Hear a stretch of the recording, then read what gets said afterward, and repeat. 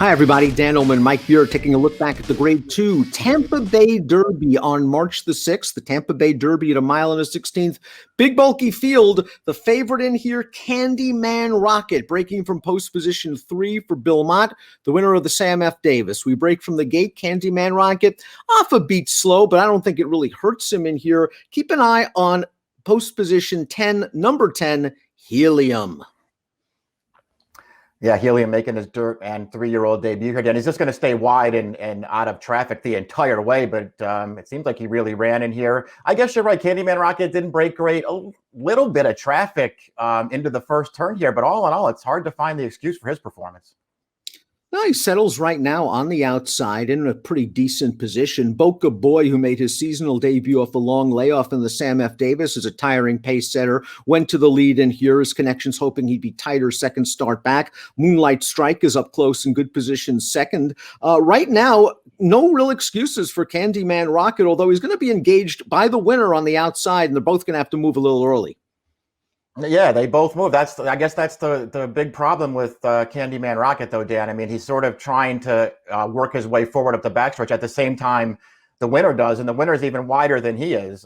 So it's just really hard to find the excuse for Candyman Rocket. He did not run well at all in here. He won't reach contention, and he'll start falling back here pretty soon on the second turn. That's the winner right to his outside. He's sort of sweeping up there, and the runner-up's following him.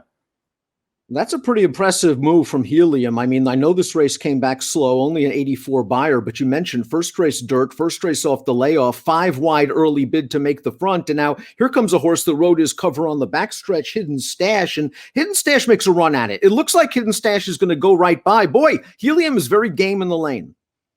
Yeah, there's no doubt that Helium, at the end of the day, when the dust settles here, he runs the best race. I mean, what can you say, Dan? There's nothing wrong with Hidden Stash's performance either, but he had every chance in here. He got a great ride, followed the winner around the track, took his shot in the stretch, and was turned away.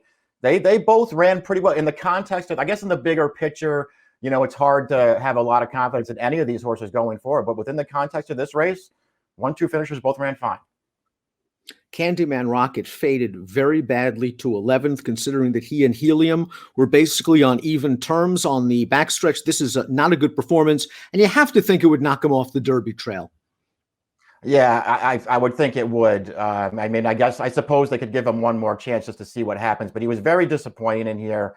Also just got very, very tired in the stretch, Dan, so I think you would have to worry about how far this horse wants to go. It was just a very disappointing effort for a horse who had looked pretty good in his first 2 fast starts on fast dirt. Promise Keeper came up from Gulfstream for trainer Todd Pletcher. As you can see, he attracted money, was the third choice at 4-1, and he was up close to the pace, kind of off a beat awkwardly, moved up to prompt, and then there was just nothing there on the backstretch. Yeah, he just didn't run well in this race. I couldn't find the excuse for him. I thought his maiden win, which came over a sloppy track, was actually pretty good. He's so lightly raced. You don't want to, totally give up on a horse like him yet, but he did not run well in here. Perhaps Moonlight Strike flatters the Oaklawn 3-year-olds. He was coming in from Oaklawn Park, perhaps seeking a little bit of class relief. He was up close to the pace, finally put Boca Boy away, but by the time he struck the front, Helium was already pretty much right by him. Yeah, I mean, he got third in here, but it wasn't one of those performances where I feel like, at least in my opinion, you could watch it and go, well, he was a good third. I mean, I kind of just felt like he was third by default.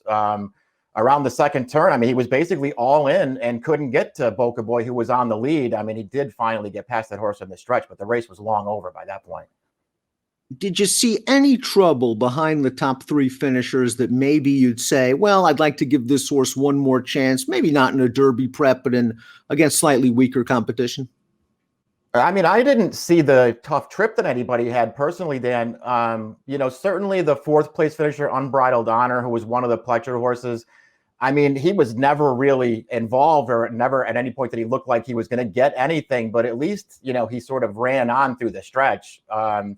I didn't really see anybody getting any kind of serious trouble that I thought affected their performance. Did you? I didn't really see any trouble as well. I just didn't think there was a lot of running going on behind the top 4 finishers with obvious disappointments, completing the exacta for last and next to last. Let's look at Helium's Horse card, he's unbeaten. He began his career last year for trainer Mark Casse and Woodbine, 2 7/8 of a mile races, 2 victories. And this, as Mike mentioned, dirt debut off the layoff, wide trip. You look at his pedigree, you see a lot of turf and synthetic. He's by Ironicus. He's a half to Mighty Scarlet who was graded placed on the turf. The Dam was a stakes winning turf router. So it's nice to know this horse is going to, this horse handled the dirt just fine. He's just going to go into the Derby off this race. It appears that Casse doesn't want to prep him. And going into the Derby off an 84 buyer top, that's a lot to ask.